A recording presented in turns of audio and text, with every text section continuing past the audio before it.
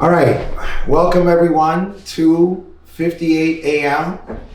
All right, we are here at the historic live at the Wally's Jazz Café, and we're going to start having a great discussion today about 58 a.m. So first of all, I want to thank everyone for being here today because obviously you took time out of your time, of your day, and we're very, very happy about that. We're going to be having, we're going to be thanking you guys especially for supporting and buying our tickets, because we know this is an avenue that we're using to generate money for our organization, which does a lot of work in the community in regards to redlining, urban renewal, youth programming, and the reframing of a lot of our cultural artifacts. So thank you for covering our costs, and we want you to know that we do have a raffle in the back. So that will go to $145. If you haven't participated in the raffle, you will be able to get a Once Upon a Time in Nubian Square walking tour for you and 25 of your partners. So we're looking forward to having this session today. Now, guys, to be real, they've been cutting a lot of our funding, right? And we're doing this because if we don't fund our history, no one will. All right, and we're not talking about funding with strings attached. We're talking about funding to say and be unapologetic in the way we do our work. So we're here 58 years after the Fair Housing Act was passed. In 1968, was signed into law by President Lyndon B. Johnson.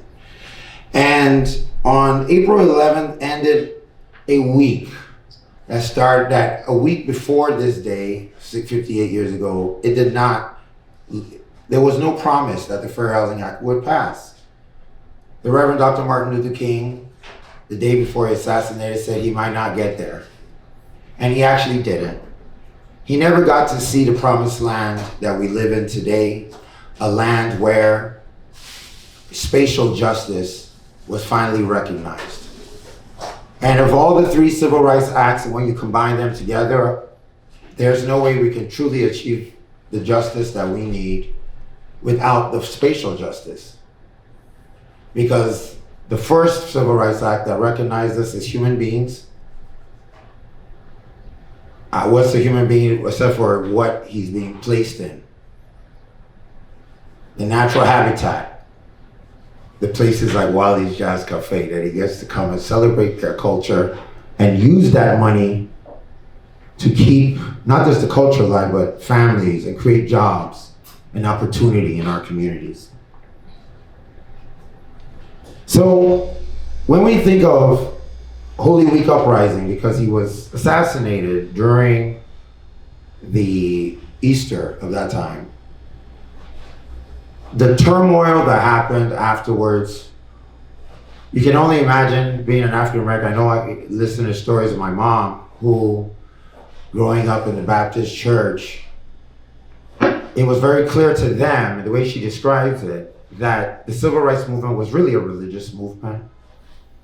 It was funded in churches, it was sponsored by churches, it was organized in churches. When people were fighting against the civil rights era, they bombed churches. The leaders were all reverends. That's why I call him Reverend Doctor. I make sure I put on the Reverend.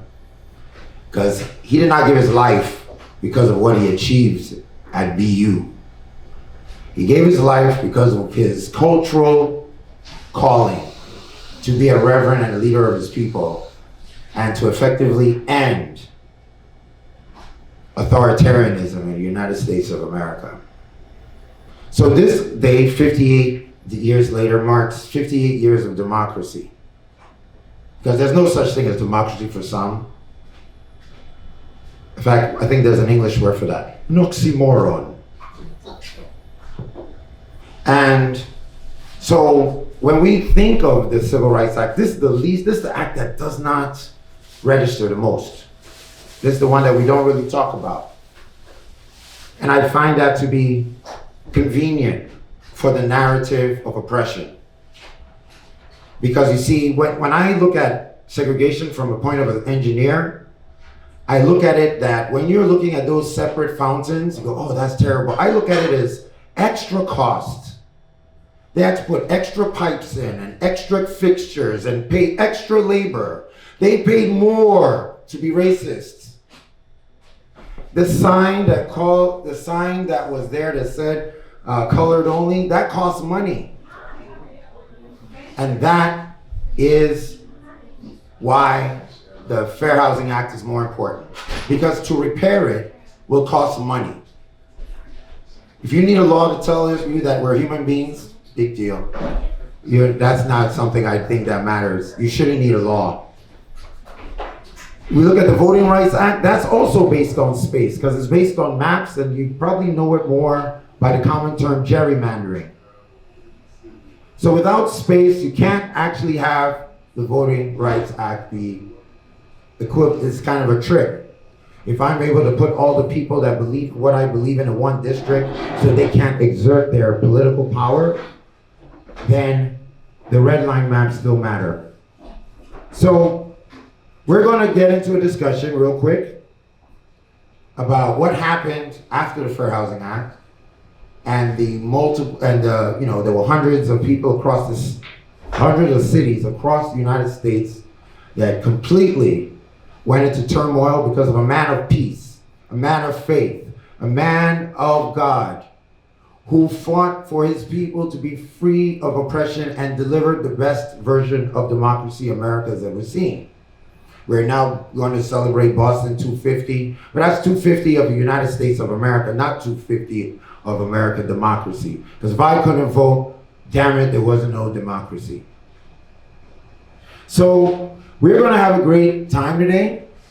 We're going to have discussion. We're going to have enough opportunity. We have some great panelists that I'm going to bring up. I want to welcome everyone for being here. Well, before we get started, I would like to do a land acknowledgement, and would like to have Brianna Revanche, Afrimerican Academy long-term student turned, what are you now? You have so many titles now. So many. Right. So help us with the land acknowledgement. Thank you. Today, we recognize two foundational people in the American story. We acknowledge the indigenous peoples of this land, the original sovereign nations whose lands were taken, whose communities endured forced removal, and whose cultures have survived despite attempts at erasure.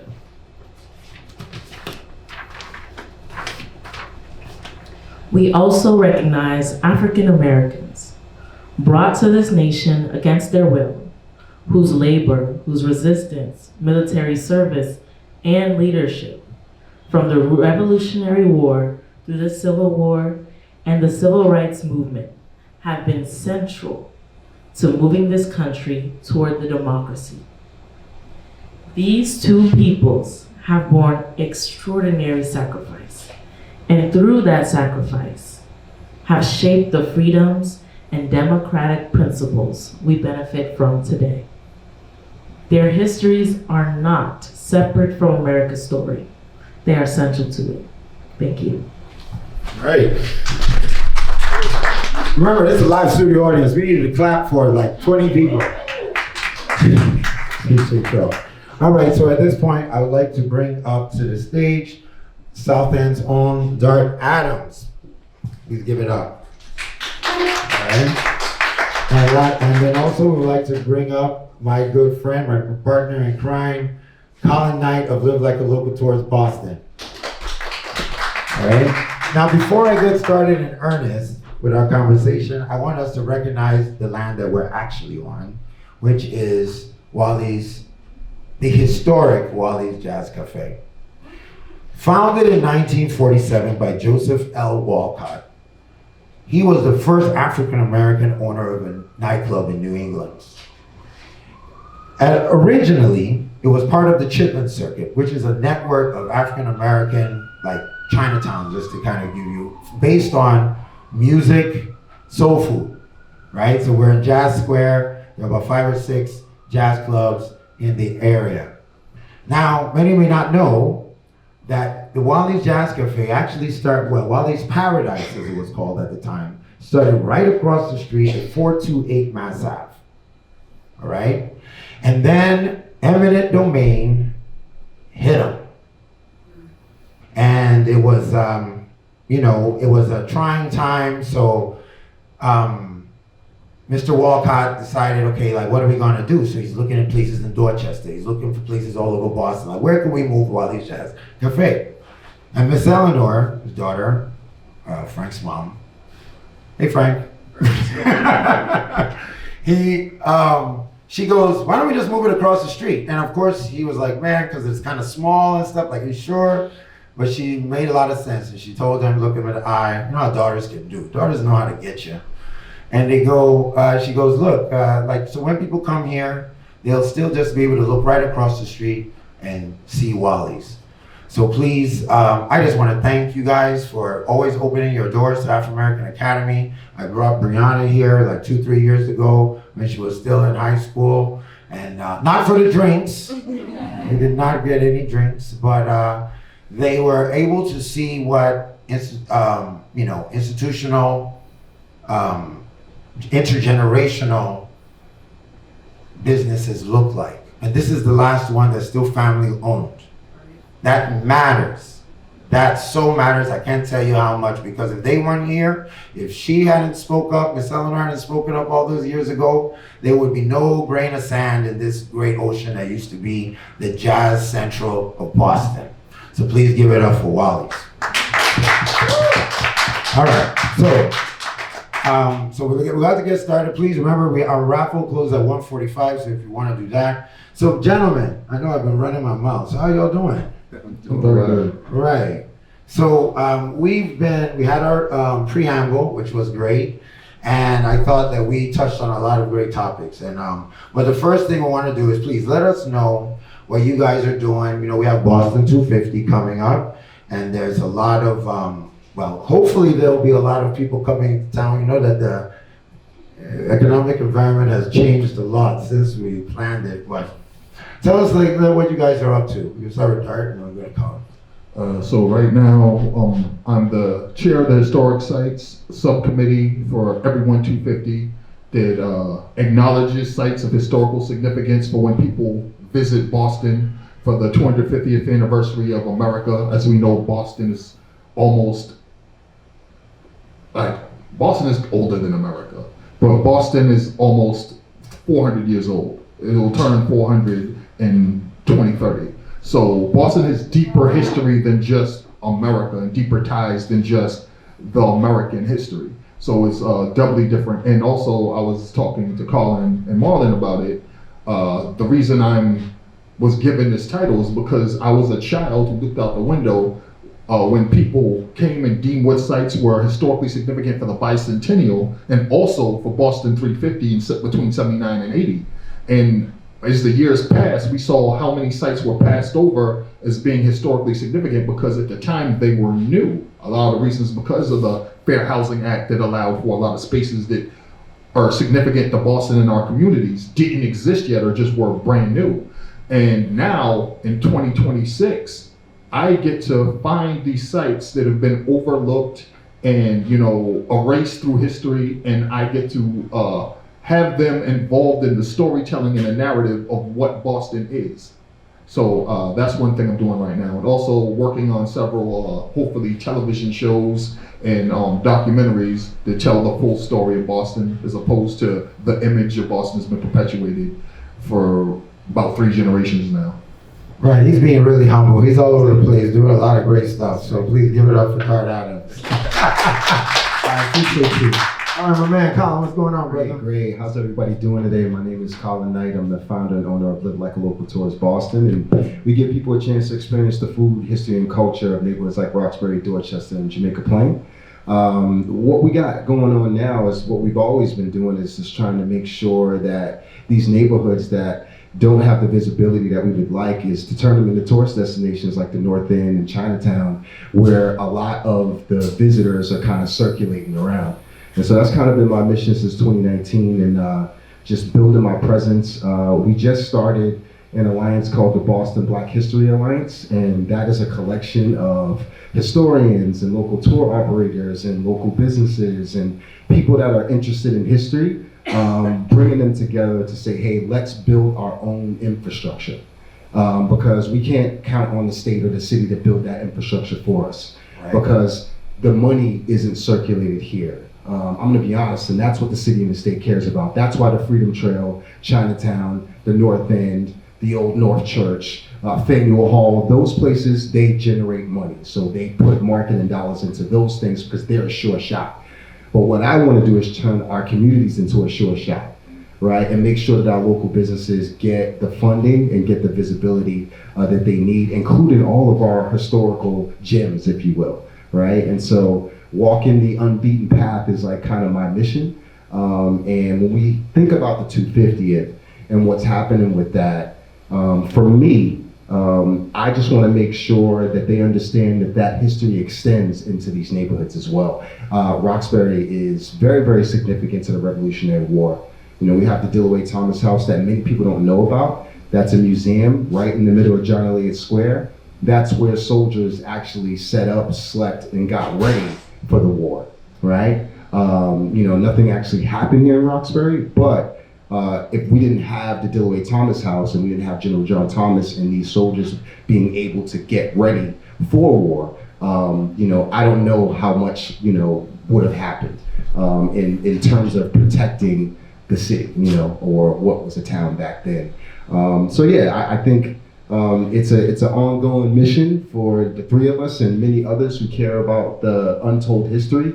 And again, like Marlon said, you know, and Dart said that, you know, we're thinking about Boston's history in this region. It goes well beyond 250 years. Right. But that story is not always told. And I think that with the three of us and many others, we're trying to tell that full story. And we don't want to discount the European history, but we know that that's already being told. Right? And so what about us? And so I think just really happy to be on this panel with these brothers. You know, we're a last of a dying breed. You know, we have this generation of historians that are getting older, and we are the next generation. Right. And it's up to us to carry this on and to hold the torch. So I'm just excited to be here today. Appreciate you. You know, I love what you guys are talking about.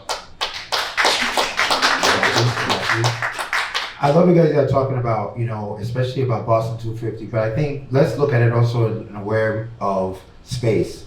Because you see, the reason why it's difficult to get people down to our communities is because those access routes were cut off during the urban renewal. So it's actually physically harder to get to Dorchester and to get to Franklin Park and to get, because the access routes are no longer there. Roxbury, especially Nubian Square, is the infrastructural center of Boston because of, well, for those who don't know, Washington Street used to be just a thin road that used to lead up into Boston. So on the right-hand side, you'd have South Bay, which would be like where South Bay Mall is, right? So it was water. Then on the left-hand side was Back Bay. So that's Back Bay, that's also water.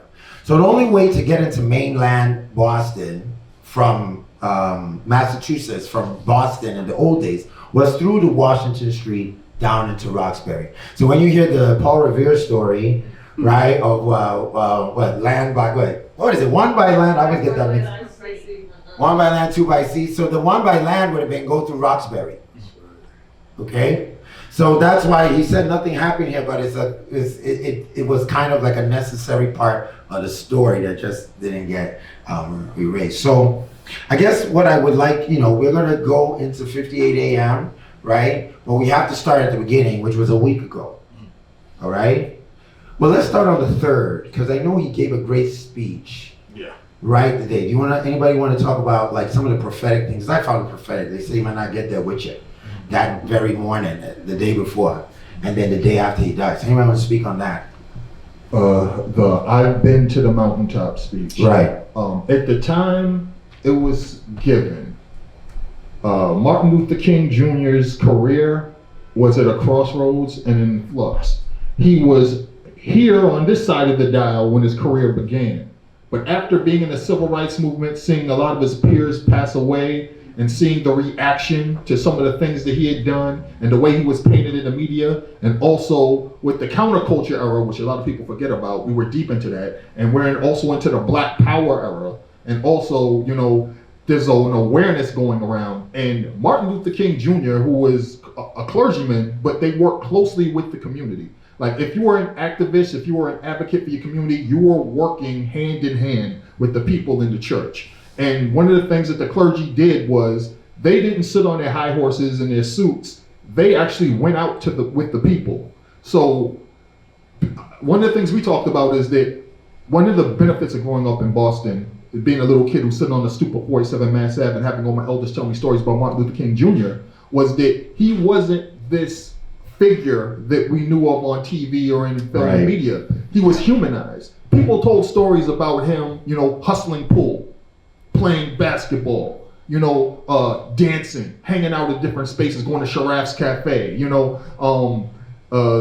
going to Wally's, hanging out in different spaces, stuff like that. But I would hear stories from people talking about, I always wanted to come home and change out my church clothes, but Martin's in the refrigerator, or there were people that would be like, Martin stole my woman from me, Coretta, right? So he was humanized for me. So when I'm hearing these stories about him, it makes it realer when I find out that he used to play pool, play basketball, and do all these things so that the young people would listen. And I was like, that doesn't sound like somebody who is, on his high horse. It sounds like somebody who was one of us. And that's why Boston considered Martin and also Coretta honorary Bostonians. So when he passed away, it hit Boston so hard because we lost one of us. Now, in that speech, he said a lot of things that washed over us because we didn't realize exactly what he was talking about, but we understood the tone because he'd been in it for so long by that time. And I'm talking just maybe 5-6 years, but he'd been in it and so many things had happened by 68 that people understood what he meant by, I haven't been to the mountaintop. I might not get there with you. Right. We might see this might happen, but it didn't hit them until right after the news came what that speech meant, that he knew what was upon him and what was upon the movement, because he wanted to make it clear that the movement has to continue regardless if I'm here or not. And all the people that have been holding our hand going through this process, we're going to gain more people after this. And we can't let them down because we had a mission. Don't forget the mission. Don't focus on me. Focus on the mission. And I think that was one of the things that people didn't realize until afterwards in the words, because they were so focused on his loss and the hurt and the pain, that afterwards they realized, oh wait, we still have work to do. So I think that's one of the things that people don't really take away from immediately. But I think that speech, the way it was given, was he was saying, I might not get there with you, but we gotta get there, even if I'm not at the head, even if I'm not a central figure to it. Right. I think that's so powerful because obviously he did not, it was like prophetic, right? And I think, like in his mind, he's a religious leader, so he's thinking in the spirit, right? When he's talking. So he may not even know what he was saying at the moment he was saying it, right? And then, to think that 7 days later, kind of like biblical, right? That he kind of resurrected through the Civil Rights Act. People don't realize that. In fact, another son of Boston, John F. Kennedy, if it wasn't for his death, we wouldn't have the first Civil Rights Acts, right? So it seems as if we are up against like a culture of hate, a culture of segregation, a culture of mass incarceration, everything down. So when we're thinking of this word, Collin, I want, how are you seeing, your tours and the things that you do as educating people on, because it's a sensitive topic, right? You're a business person. You're in the business of making some people uncomfortable, if I might be very broad to say that. How do you navigate that?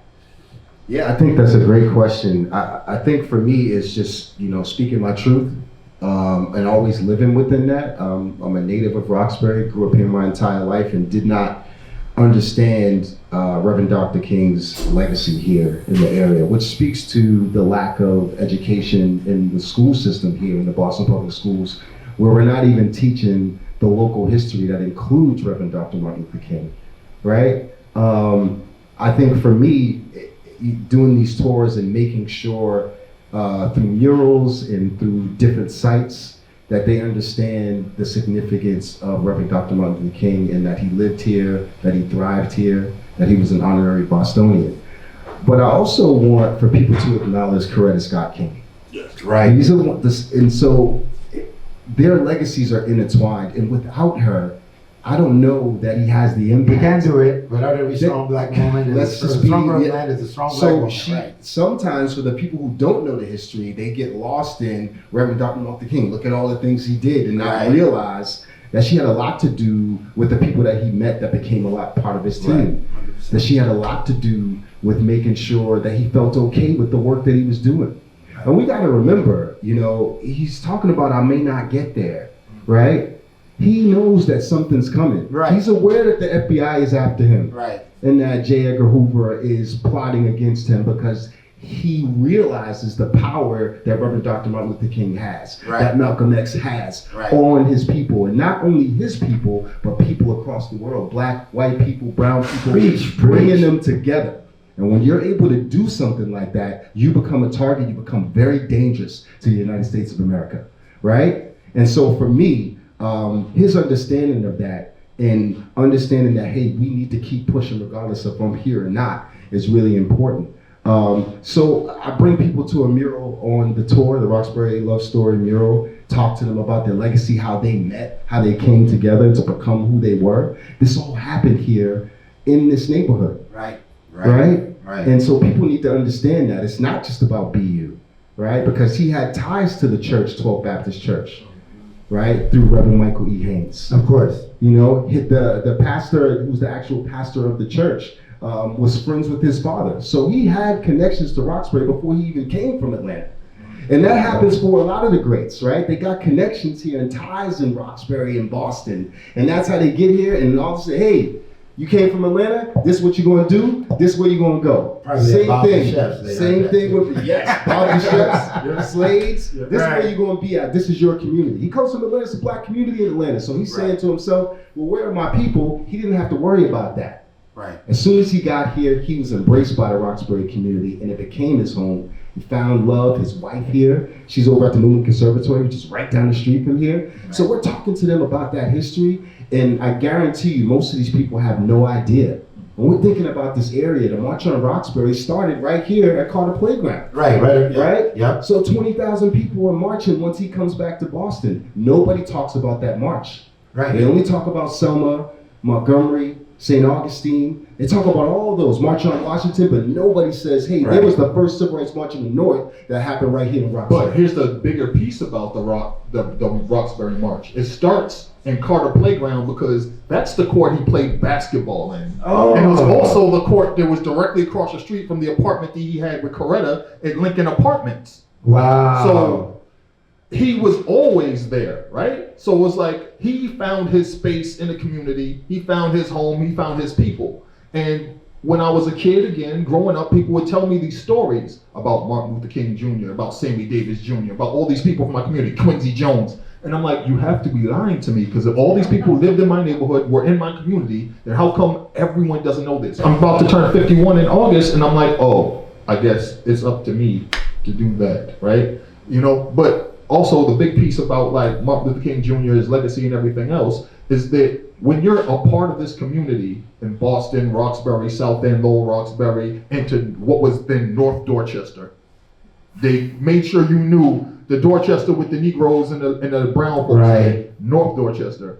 If you were a part of this community in the late 50s, the 60s, the late 60s into the 70s, you wanted better for Boston. It doesn't matter if you were clergy, if you were passing through, if you were a student, if you played for the Celtics, you wanted better for Boston. And I think that when people tell the story of all these folks that came through here, lived here, who had spent the time here, they completely erase their connection to Black Boston and their connection to it and wanting better for it. It's erasing Bill Russell's story.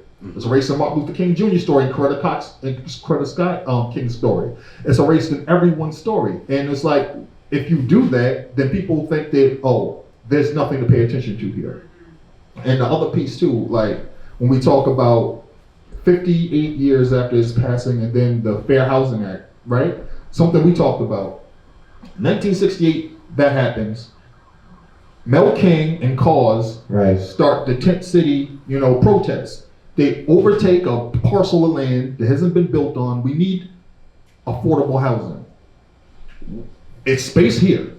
Why aren't we using it? So they make the conscious decision, we're going to protest here, we're going to camp out here, and we're going to raise awareness. Now, food came from slaves.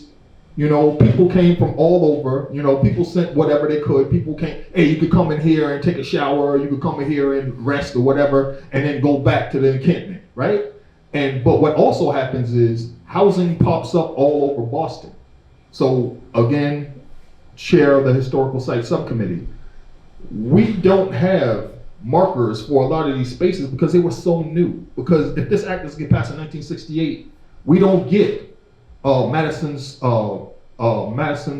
whole Madison Square development between 1968 and 1969. We don't get Via Victoria starting in 1969, built between 1970 and 1971. The population of Chinatown triples in size, right? So we don't get Tai Tung Village, we don't get Castle Square Apartments, we don't get Mass Ave Towers, which were all built between 1971 and 1973.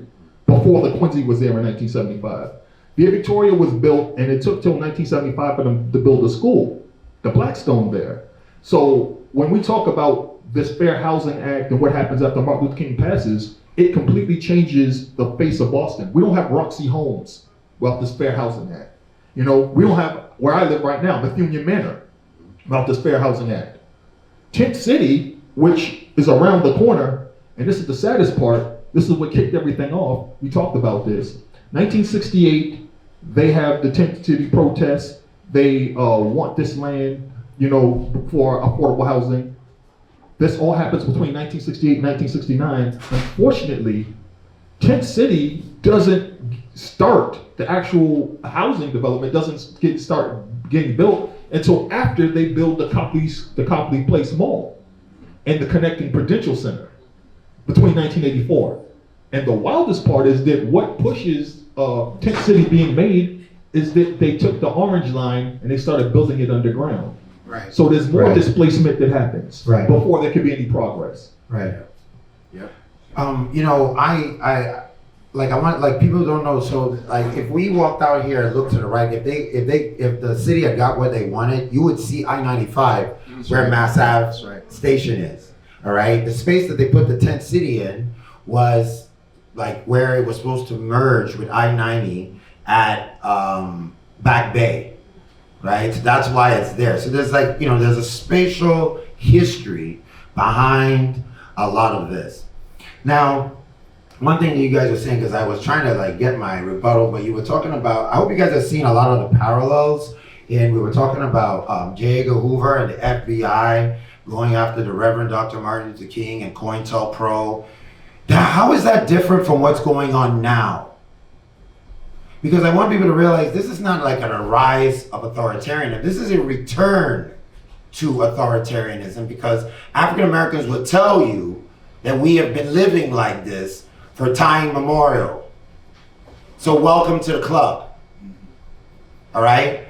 There's a reason why we're not across the street is because of this racism that is born out into infrastructure that allows people to sit back comfortably in the green spaces of Boston, which are Brookline, Milton, right?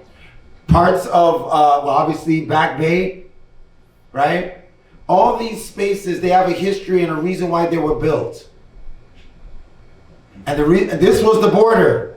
Mass Ave was the border, right? This was, although there was a lot of multicultural spaces, the Syrian community was just up the street. You had, but he said North Dorchester and Lower Roxbury was code for Black Boston, Black and Brown Boston. Just like Roxbury is now. Right. And boy. So one of the things that I'm really adamant about is that, because of sometimes the space, when I take people out, when we take people out on Once Upon a Time in Nubian Square, I tell people, I'm about to show you a lot of things that don't exist. Mm-hmm. But just because they don't exist or they're new or whatever does not take away from what was there before. And we have to recognize it and see it in that person. Like, we're supposed to be looking at a hi-hat, but now there's just a mural right across the street. So if you look at from a top-end view and look at the collection of cultural sites and cultural and achievements in this era, like Wally's Jazz Cafe is today, right? If we look, you can look, that's the picture of Joseph Walcott and his wife, right there, on top of the jukebox. Well, a modern looking jukebox. But this means that this is our cultural homeland. And I'm very, very adamant on that. As African Americans, we were not able to reestablish a homeland like our Haitian brothers and sisters, like our Jamaican brothers and sisters. Because of through gentrification, I always say before you have intergenerational wealth, you have to have intergenerational stability. And in Boston, every 60 years, African Americans are moved in mass, dating back to the 1,000 people that are at the New Guinea settlement at Capio Cemetery. Unmarked graves. Going to the West End, the most affluent African Americans lived in the West End and in Cambridge side, and in between Harvard and MIT. The most, in fact, the Irish, when they came, they were so racist because they like, oh God, who are these intelligent and black Brahmin that were here? Okay, so they did not like the fact that they had educated black people right here. So it's funny that 60 years later, during urban renewal, and then we had the busing and desegregation crisis, right? So where was the biggest trouble? South Boston and Charlestown, and Hyde Park and Hyde Park. Don't forget Hyde Park. I'm from Hyde Park. All right. So the spatial story, right, allows us to see through a lot of the lies and the narratives. So the BRA is acting like, the BPDA is acting like the BRA now and threatening to basically wipe out all the black and brown people south of this border.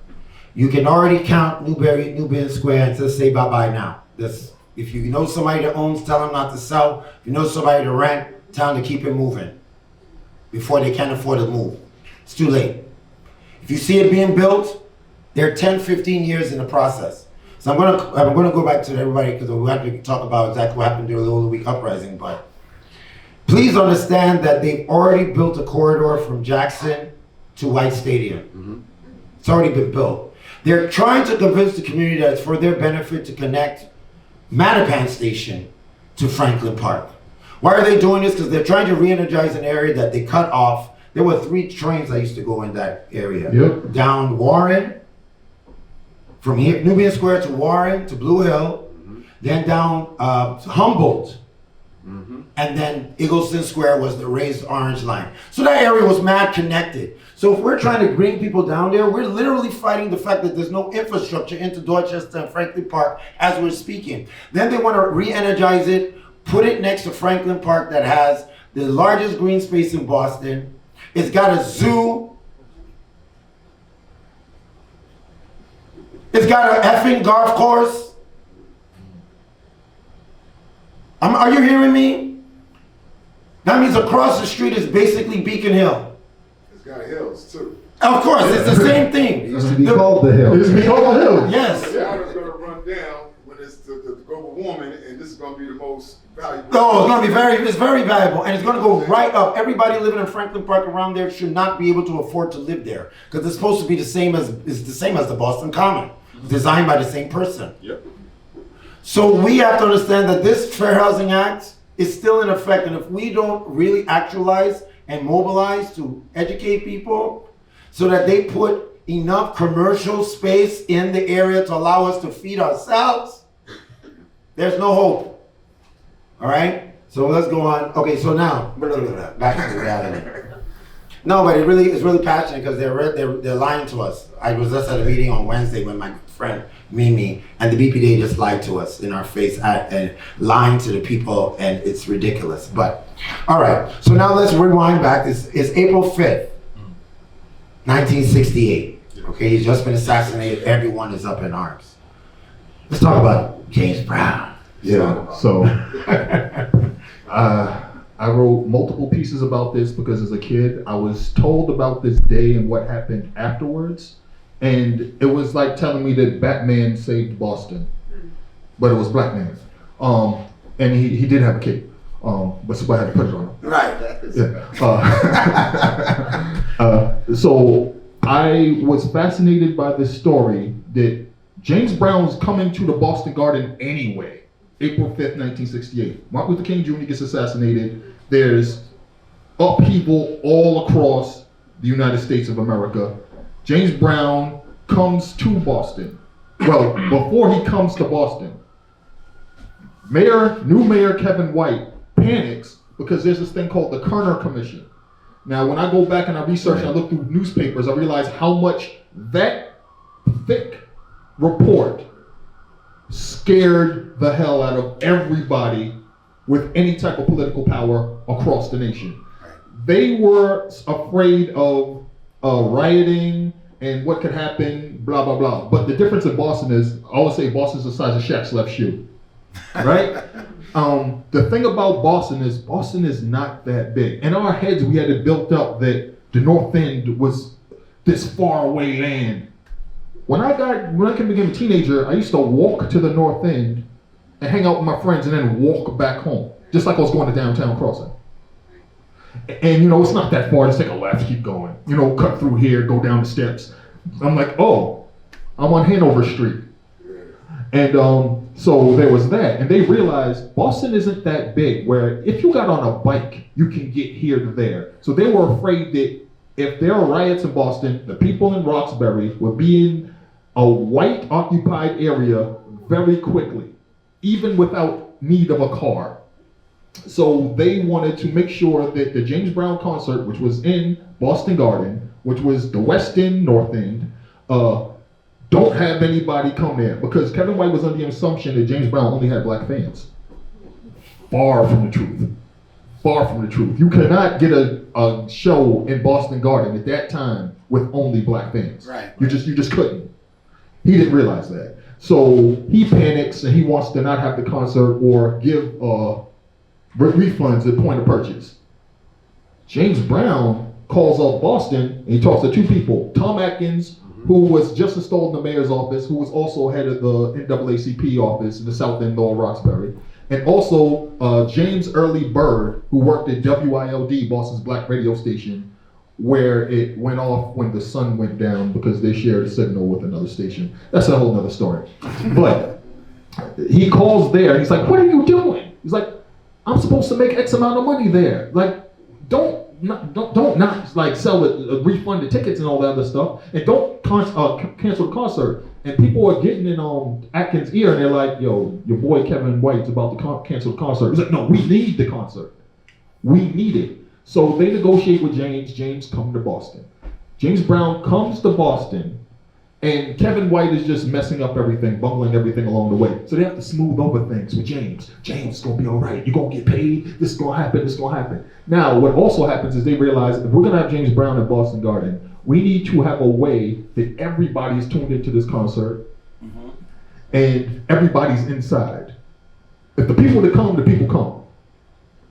And we need to make sure that everybody is watching this concert. Everybody's occupied by the show. Now, this means that 1968, WGBH is not equipped to handle a live telecast, the scope of something being played in Boston Garden. So they have to extend themselves to mic and set up cameras and do all this stuff and do something they've never done before for the James Brown concert. Then you have to convince James Brown he's gonna get his money. Right. James Brown never got his money. He never got his money. He was supposed to get $50,000 from the city of Boston. They only paid him 10. So somewhere James Brown, whoever is in James Brown's family, Boston owes you $40,000. Think about the interest on that $40,000 going back in that. Yeah. So they in the process of doing all this, and this is the important part too that we need to remember. There was a show at WGBH, which was the first show of its kind in the entire nation. It was a black affairs program called Say Brother. It was headed by a woman named Sarah Ann Shaw, who has since passed away. And also, one of the people that worked on it was a young man who was going to be you at the time and part of the Boston community, Stan Lathan. He was one of the directors, and also he worked with a lot of people in the community. This is back when the Elmer Lewis Center exists. This is back when all these other things still exist, right? Is this the same Stan Lathan that's the yes. huge producer? He yes. has ties to Boston. Yes. Did not know that. So now Lathan's father. Yes. So all this happens. So in all the talking to people in the community and trying to get this thing to happen and have this thing happen at Boston Garden for the James Brown concert, they make all these connections with all these people in the community. And that's how Say Brother happens. But what happens is the concert, they have to stall to get all the stuff happening. James Brown performs. And they manage to get it simulcast on television and radio. And WILD, all the community, the college radio helps out, the community activists help out, everybody. Their story that the Celtics were involved, I haven't been able to corroborate that at all. But what happens is the James Brown concert goes off without a hitch, and they replay it all throughout the night. And Boston is the one city unaffected by all the riots and the protests and the looting and all the other things that happen all up and down the eastern seaboard and all across the nation. So Boston is spared largely due to James Brown, but also the community organizing to try to, keep Kevin White from screwing everything up. So when I think about that story, right, I wrote a piece about it for OK Player, and then I wrote another piece that was extended and put in Boston Man magazine. I was doing a lot of research talking to people, and I realized that there were so many threads that came out of this show and this concert that got people together to realize that in Boston, we need to work here, we need to do this, this is what's missing, this is what we don't have. But what it also breeded was a lot of enmity from outside, because one, people realized, why does Boston have the first Black Affairs show? Boston? So New York were like, we need our own show. That's how Soul got created. And they poached a lot of talent from Boston to create Soul in New York, New Jersey. And what they did was, so Say Brother, as we know, when it first started airing WGBH Channel 2 and Channel 44, it only really aired past New England. So maybe past Providence.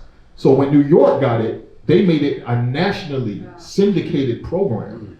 And they said, this is the first Black Affairs nationally syndicated program in the nation, which was kind of throwing dirt on Say Brother, which preceded it. But Soul only went on for 5 years, and Say Brother still exists today as GBH rooted, in its third incarnation, where Paris Alton is the host. But when we think about all the things that happened from 1968 on, Martin Luther King, being a part of the city, Martin Luther King passing away, and James Brown's concert, a lot of people just like to focus on the James Brown show and the fact Boston ended up unscathed. But so much came out of that. The tent city protests are as much a product of Martin Luther King Jr.'s passing and the pain that came with it, and then the Fair Housing Act, but also the James Brown concert, because it organized and galvanized so many people. So we can't tell that story without talking about James Brown and James Brown's role in saving Boston. Now, there's a lot of stuff that happened. There's a lot of stuff that happened. There's a lot of stuff that happened, but we have to, and we are really on a roll. We do this a lot, and the time flies, and I know it's already 2. So I want to give an opportunity for anyone to ask questions. Brianna, you ready? So if you have any questions, and then we'll try and wrap up so we can be out of here. But because I want to be respectful of people's time. Also, please, we would like to ask everyone to give a video testimonial. Heidi will be able to take you. So before you leave, just whatever you learned or however you feel about, they'll ask you some questions, and we'll do that. But for now, if you have any questions for things that you maybe jog your memory or just things you wanted or comments, please raise your hand, and Brianna will come and see you. Excellent. Yeah, we're ready to go. I have a comment. Can you please, no, it's on. Just speak directly into it like this. Yeah, there you go. My name is Cheryl Harding. Hi, Cheryl. And getting ready to turn 80. All right. God bless you. The thing is that I've marched through, I've prayed through, and I've cried through the civil rights movement. And I look at our history today that's never being told. That's why I'm so grateful for you brothers that are telling a very small part of our history and why it's so important to actually include Boston. But the bottom line for me is that we know where we came from. Right. We're letting others know where we came from. Right. What I want to hear is the voices of the future to tell us where we're going. But more importantly, how we collectively are going to get there. Because if everybody takes a piece of it and then we sit at one table, then we have a whole. I think that what's happening today is that voices aren't being heard. Full disclosure, I work with an organization called Everyday Boston. Our motto is stereotypes divide us, stories connect us. So the bottom line is that what we do is hear people's stories. And we need to hear the voices of the young Martin Luther Kings, the people that are out there right now that so quietly through the civic associations are doing so much to connect and make the communities a better place, to make everyone know about the history, where we've come from, but more importantly, the impact of why it's so necessary today.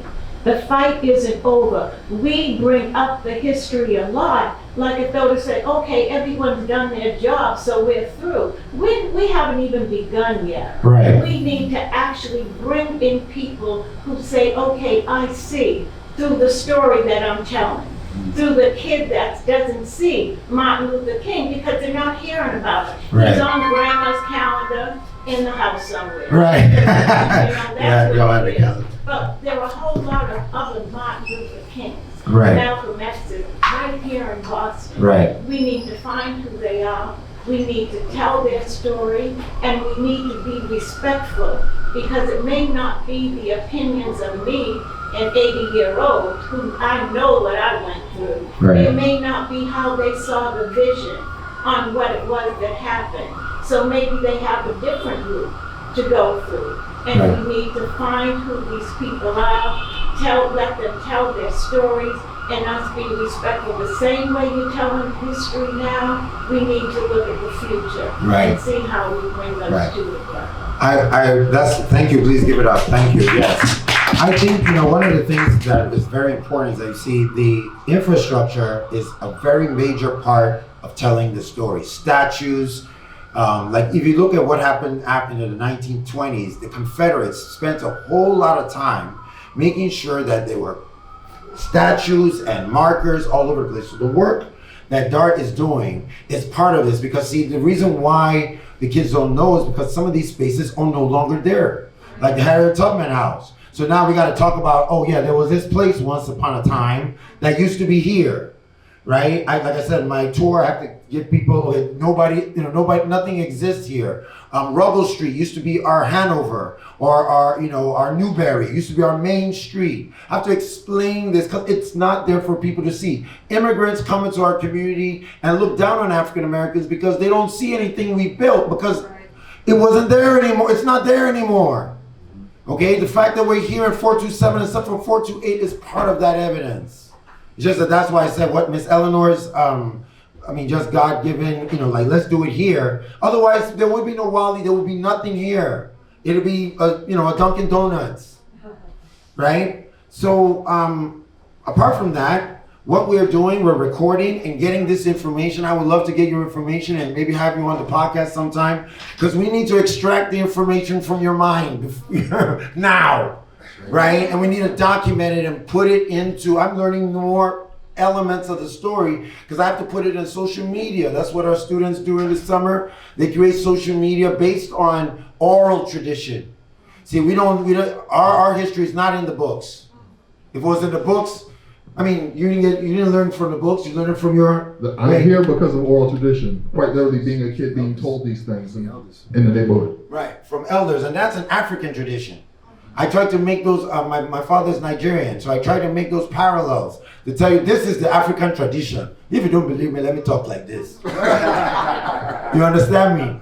So the idea is just basically that handover, we don't have written in Yoruba culture, there is no written history up to 100 years ago. That's when it was introduced by Europeans. So how did we keep this knowledge through song? Which is why jazz is important. right? Also, Yeah, go ahead. how do we keep that history, but how do we also bring in other voices to say we respect this history, this is our culture, and with pride, this is how we incorporate that, but also look at something as to how we move it forward. How do we move our history so that it becomes a constant part of our present, our everyday, I get not just our history? I get it. Now, I think where we are is why we need you to support us. Because you see, we're at the infrastructure building phase. We don't have it. Boston Public Schools does not teach Boston Public School desegregation up to now. To now, is that a word? I'm making a word, right? And then, so he does tours and he documents it. So you need to support organizations like us that turn it to curriculum, people that put it into markers, because there is no infrastructure around this, no collected thing yet. We're going to get there. Yeah, like quite literally one of the things that I've been doing over the last 3 to 5 years is being brought in by like the Leventhal Map Center or individual schools that have to create this curriculum, and they bring me in to speak to a class of 25, 30, 35. And I don't know if that class is gonna be there next semester because they might not have the funding. So I'll be at like, what's the school that's right there in Newberry Street? It used to be Copley High. Snowden. Yeah. After the So, Snowden. yeah. So I'll be at Snowden in 2022 and 2024, and budget gets slashed so they don't see me again. The Commonwealth School was another school that used to bring me in. I used to do tours with them 2018, 2019, COVID years, 2020, 2021. Haven't heard from them since because the funding got cut. I used to do a class, history, I think it was History 221. It was me, Jeffrey Melnick, and Acrobatic. I went to that class for years, and the funding got cut by UMass Boston. I haven't been back there in over 2 years. So I think I'm gonna be in a space where I'm talking to I'll talk to young people. A lot of times I get brought in, it's because of Collin or it's because of Marlon. They have programming and I'm brought in specifically to speak to the kids. And then somebody sees me and says, oh, I think we have funding to do this. Or BCYF luckily gets funding and I get brought in to speak to young people like I did. There's a mural that just got made at the Blackstone, and they incorporated a piece I wrote about the Boston Freedom Schools from 63 and 64 because they were looking for inspiration, and they found this piece I wrote about my neighborhood, from 63, 64 going into now, and they said, oh, we need to incorporate that in our mural. There's a reason I do this work and I can't stop doing it. So the stuff that we're doing, it does affect young people because I'll get stopped on the street and they'll be like, I didn't know that the NAACP office was there. I didn't know this was here. I didn't know this, but then I looked it up and I asked my mom, I talked to my grandma about the neighborhood, and I'm like, okay, so we're getting somewhere, but I want it to be more widespread so that, yes, this could be a constant thing. Right. Yeah, she has a question, but go ahead. No, but because I just want to. Oh, many comments, many questions. Oh, there you go. That's what you did. Many things to say. Okay, I'm one. Boy, first of all, y'all need a phalanx of sisters doing this thing with you. Yes. No, absolutely. So that, I'm sure that will grow, expand, and happen. Second thing, didn't Kevin White take credit for James Brown being here? I wouldn't be surprised. Yeah, after the fact. He didn't know who he was. Yeah, oh, he did it all himself. And the big takeaway for me from your talk, you were talking about King and why he isn't included in the Boston story. Unfortunately, I had never thought of that. Well, it's never been out there. Which is very, very interesting. People do not talk about the centrality of King to Boston.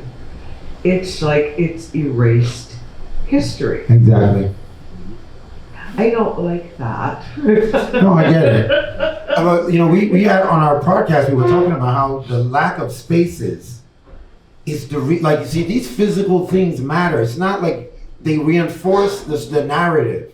So you see the with George Washington on the Boston Common, you see that, you think it just, okay, well, no, that is a physical presence that will be here as long as the Common is. So with these physical spaces, so much matter. Sorry, go ahead, Collin. I know you want to No. Just to what she's saying, I think it's so important, and we talked about on the podcast about his legacy here in the Boston area and the fact that he became a man here in Boston, right? He lived in Atlanta, and yes, his legacy is also there. Obviously, where he lived is a museum. There are so many odes to him in Atlanta, but yet all we have is the Embrace Monument here in Boston that is located at downtown. There is historical significance. We know that they had part of their date down there. We know during the March on Roxbury, he spoke at the gazebo. That's great. But Marlon and I are talking about, well, where are the monuments here in Roxbury for him besides a plaque that's covered in shrubs? Oh, he lives down the street too. Right. So where is our monument here in Roxbury where he spent most of his time? And you're right. Why aren't we talking more about his legacy here? It's not just him going to BU. Like, he lived here and was a part of the community here, as Dart was saying. And so we need to figure out as a collective, how do we do that? How do we make that happen? How do we push the city and the state to erect those monuments that are an ode to Coretta and an ode to Reverend Dr. Martin King? But I just feel like this is the gentrification, because the people aren't here that used to be here. Otherwise, they'd be telling the stories, and the stories would still be here. But we are still here. Well, I'm just saying, like, Wally's is just one out of like 5, 6, 7. Right? So I'm just pointing out that yes, we're still here, but the diminishment, you can't discount that. It matters. That's why, like I said, the Harriet Tubman House, all these places, they would still be there if the people that were sent there when they were kids lived in this community. Absolutely. Case in point, directly across the street from here is Cutting Edge. Cutting Edge Barbershop was the Savoy Cafe, which was a hangout of Malcolm X, And when I was a kid, it was Skippy White's, It became Skippy White's, and I see the brick in here, I see the brick across the street. No, Skippy's was at right up the street where Youth Enrichment Services was.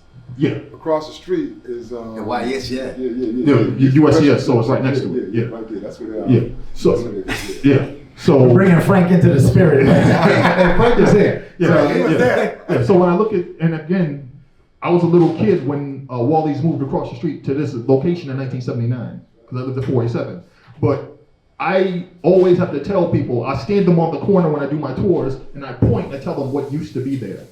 That was, this was. And it hurts my heart every time I have to explain to people what used to be there, and I have to pull out a laptop or a book and show them black and white pictures of what the neighborhood used to look like. So it's like Marlon said, when you erase all these things, and again, the building of the southeast corridor park, there were a lot of buildings across the street that got knocked down, and for years you could only see stairs going nowhere before all that was built.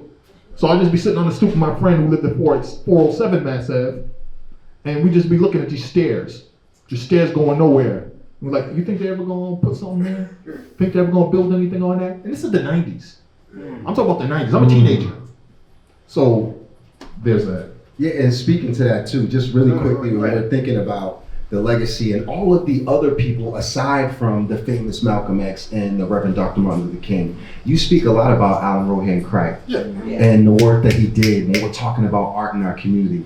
And you also talk a lot about he was there painting buildings that he knew probably weren't going to be there too much longer, right?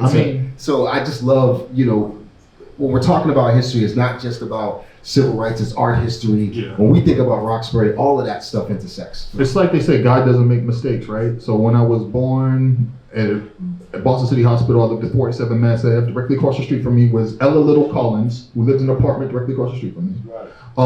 At the end of the block was the NAACP building. Right. Directly across the street from that was Harriet Tubman House. And there were activists and community members all in my neighborhood who poured into me.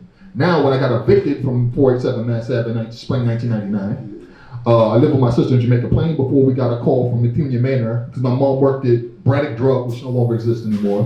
But my mom was Miss Barbara at Braddock Drug. And they said, Barbara, we have an apartment opened up in Methunia Manor. So we go there, and I live at 375 Methuen Manor. The apartment I live in is the apartment that Ron McNair, who was on the Space Shuttle Challenger, lived in when he went to MIT. Now, to make it even crazier, my neighbors and two of my mentors, directly across the street from me, I had Alan Rohan Cripe, Mr. Cripe, and the corner, I had Mel King. Wow. So I would ask my mom, what's this? Why is there this ghost ad on the side of the building? What used to be there? My mom would say, you can ask Mr. Cripe, ask Mel. And that's how I'm sitting right here. So, and that speaks really quickly to what Miss Eleanor was talking about, is that we need to carry this on. We need to make sure the next generation knows this history, because we ain't gonna be here forever. And but one we also more little point, the Harriet Tubman. Yeah. The original one is still here. yeah, On Yeah. Holy Oak. on Holy Oak Street. Private residence now, but Right. they built the other one that's now gone to replace that. Yeah, and just quickly, it's that, but it's also us getting as much information from our elders as possible. And I don't feel like my generation is doing a great job at that. And that's why I'm always trying to sit down and have breakfast and lunch with the elders so they can tell me what's happened in their lives and how I can connect that to that history and then be able to use that to pass it on. There needs to be more of us and the ones under us to build this infrastructure that you're talking about. Because it has gotten lost. It really has. And I think that a lot of the elders don't think we're interested in that history. So they're not talking to us. And so the more that we have these forums to bring the elders in, to talk to us about that history, to let them know that we care about this and that we want it to be passed on. So sometimes they don't say anything because they don't think we care, but we do. And we want you to know that we're creating these forums intergenerationally so that young folks and older folks can come together and share that with each other. That's what this is really about. 100%. All right, so now I want to be very clear. You see how it gets going when we get going, right? So it's 2:20. I want to be very respectful because we're supposed to be out here by 2:30. So thank you, Wally. My bad. I wanted this, at this point, I want to say, look, this is 58 a.m., right? 58 years of what we figure is real democracy, and we still have a long way to go. As you see, we have infrastructure that we need to build so we can document a lot of these stories, and we can't do it in the books anymore. We've wasted enough time, so now we got to do it in social media. And there's a lot of skills that our young people need and guidance that they need, and it's because of these brothers here and their sisters out there, right? Let's not. Thank you for that. Yeah, too. And we should be. But we have to understand that when you erase the history, you erase the historians too, because we have to eat. Right? It's not, nobody's going to fund this, and the spotted funding that is there, oh, well, we have a little funding for this, and it's not going to be enough. So just like in the civil rights movement, trust me, they weren't getting grants from the government to do the civil rights movement. We have to go back to these old traditions. And unfortunately, we don't have the church spaces to organize in. The space matters. Don't worry, I know we have, if this is all it was, because I know slaves, they used to use it for civil rights meetings at night. So if this is all we got, this is part of it. This is part of our faith tradition as African Americans. Welcome to the new civil rights movement. That's what you need to hear. But if you don't fund us, our culture will die. There is no two ways about it, because there is a force that is being funded right now that is against us. We all know it. There's no elephant. It's not even an elephant in the room. It's a dinosaur. He's out there literally erasing our information off websites as we speak. That's not going to stop with please, kind words, couch language, because we're afraid to call a racist and say that the culture has been racist since its beginning. It's been segregation, transforming into Jim Crow, into another mass incarceration, into wiping out cultural hubs. These villages that they wiped out were the last, everything we gained since slavery were in these communities. 1865 to 1965, and then everything gets wiped out. That's why all the history is here.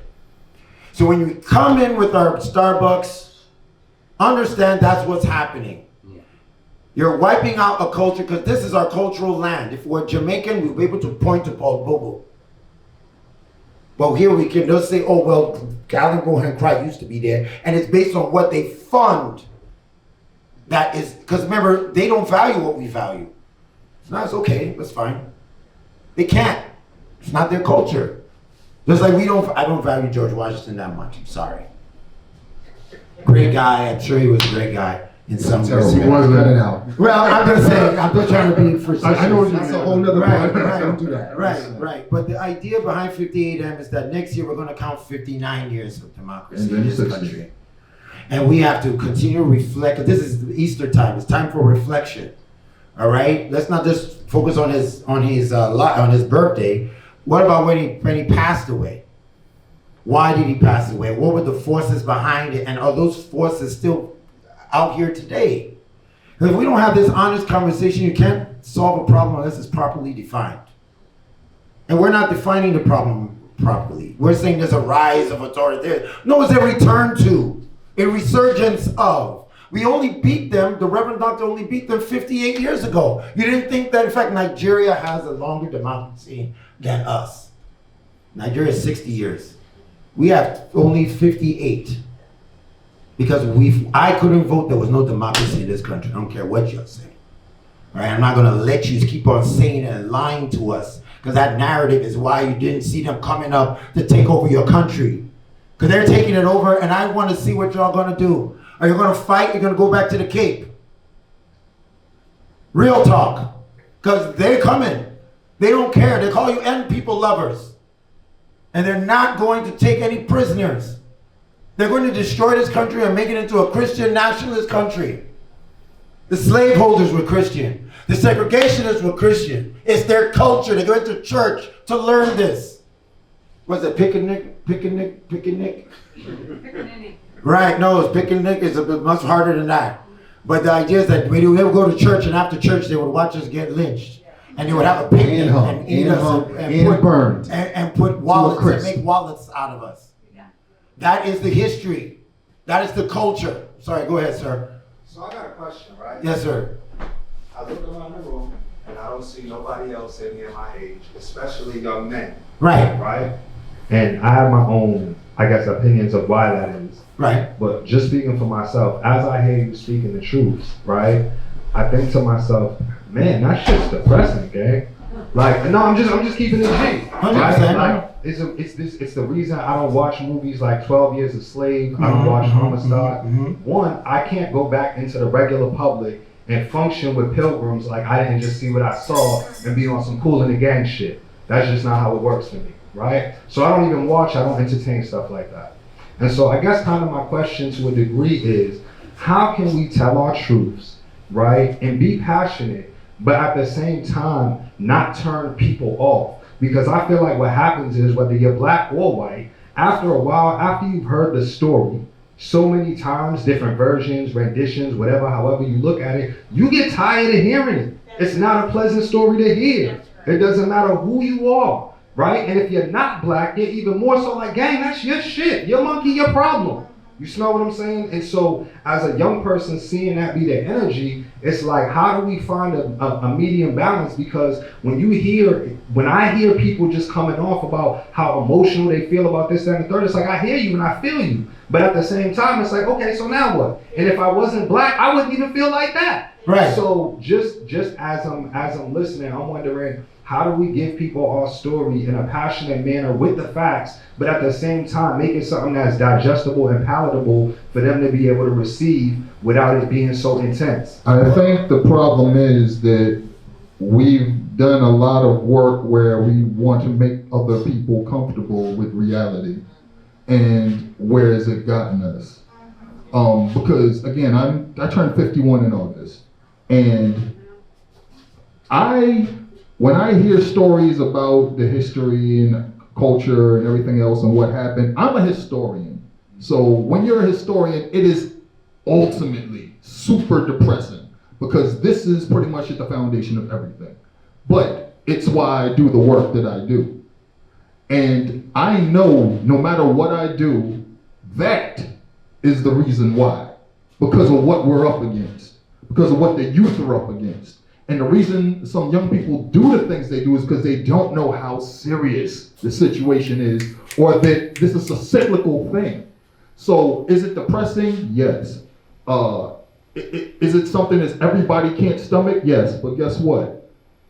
My mom had to deal with it. My mom came here from Slocum, Alabama, to Boston. And I have family from Honduras, Tegucigalpa, Honduras, San Pedro Sula, Honduras, and the stories that my father told me about his father and their grandfather and the things that they experienced. Now, when they came here, they told me I'm a black man who speaks Spanish. So to give you an idea of their experience.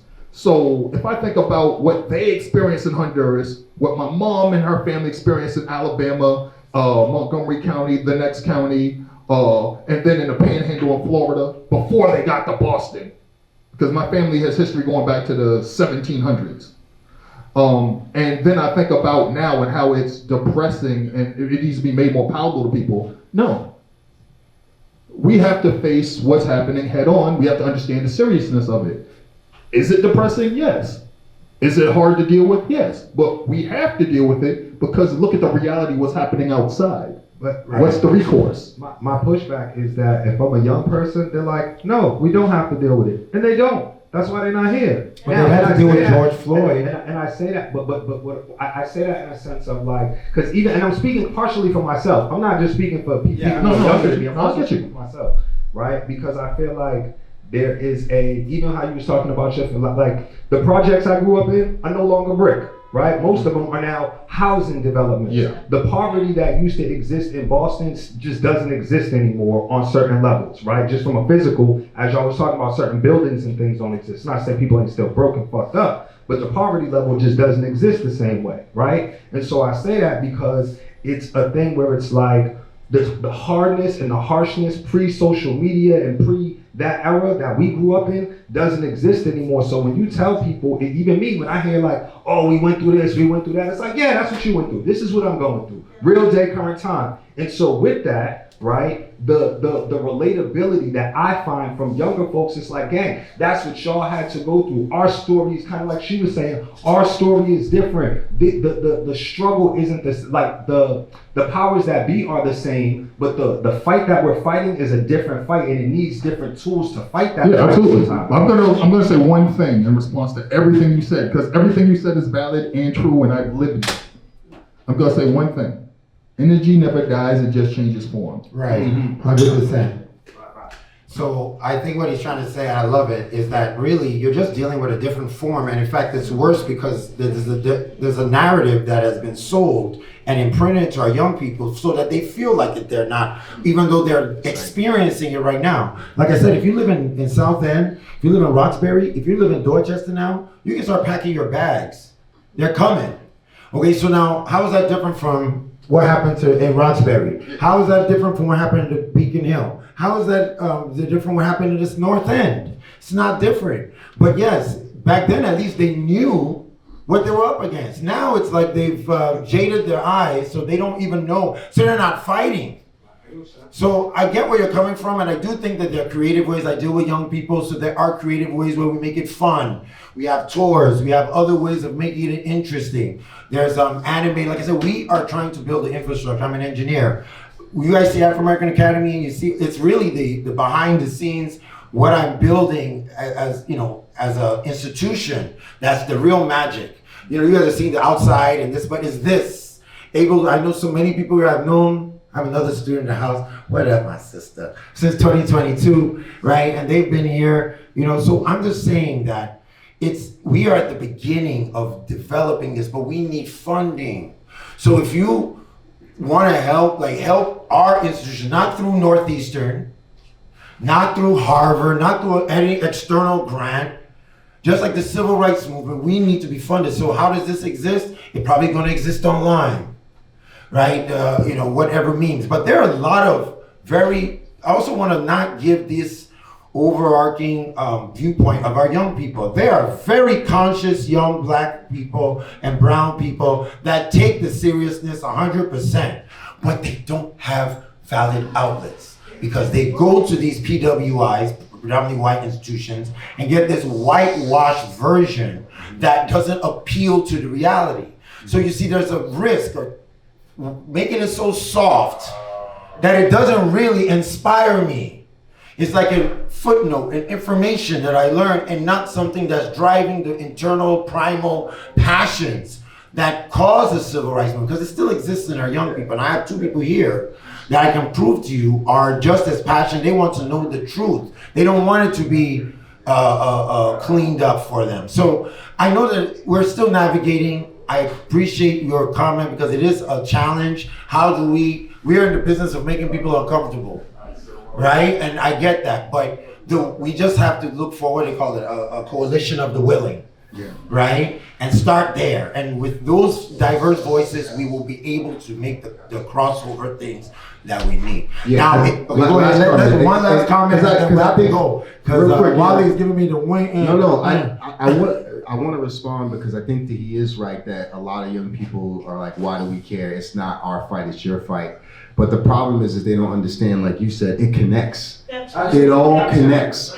Why you should care is because people before you were fighting for this, for what you're able to do today. Walk out in the street, be able to vote, be able to have a house. All the things that you're able to do today is because people before you fought for that. It goes civil rights movement. It goes way back to people fighting during the slavery days, the 54th Regiment, where they fought. They were fighting for you. That's why it matters. And right? how do we keep it moving? How we keep it moving? Right. What's like the next That's the whole generation? thing. What's the And next not generation get of that? And not get stuck in the depression, in the fact that this is our history. How do we respect that, and how do we move forward so that we're creating a different narrative as we include and not actually exclude like they're trying to do. But unless we're bringing in something different, an energy that actually says, yes, the fight is different, but it's still the fight. That's right. And this is what we need to do, and these are the voices we need to hear to say, okay, we are an intergenerational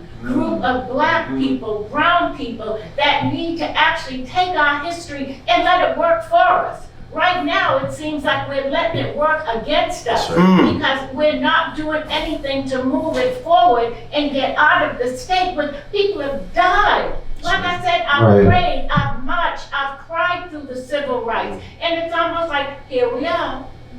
Here we are. Right. Yeah. Right. So on that note, look, we've really, you can see that we need more of this. So we will be let's stay in touch, especially in November. I think we need to do something around Mandela Town and some other like unrecognized moments in our history. So hey, without further ado, thank you for celebrating, commemorating 58 a.m. See you in 59 a.m. Thank you and God bless. Thank you.